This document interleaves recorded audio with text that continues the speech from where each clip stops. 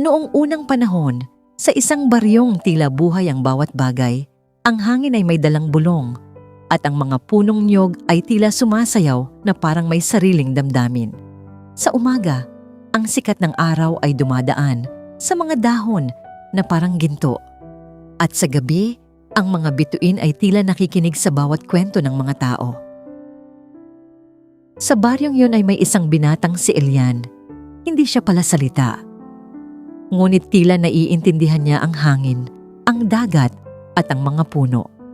Minsan, habang siya'y nakaupo sa dalampasigan, ang mga alon ay tila lumalapit na parang kinakausap siya.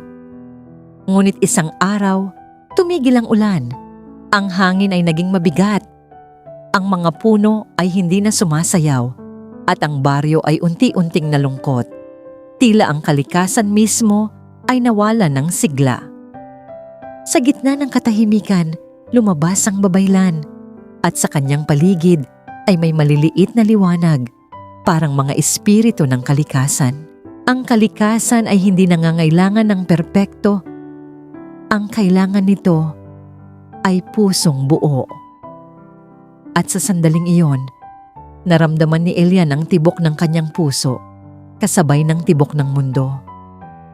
Sa gabi, sa ilalim ng buwan, ang kanyang puso ay naging liwanag, hindi masakit, hindi nakakatakot, kundi mainit at puno ng pag-asa. At biglang huminga muli ang mundo, ang hangin ay muling sumayaw, ang mga puno ay muling nabuhay. Ngunit isang puno, ang naiiba, nang buksan ng bunga, hindi ito puno ng tubig, kundi puno ng lambot, tamis, at kakaibang ganda.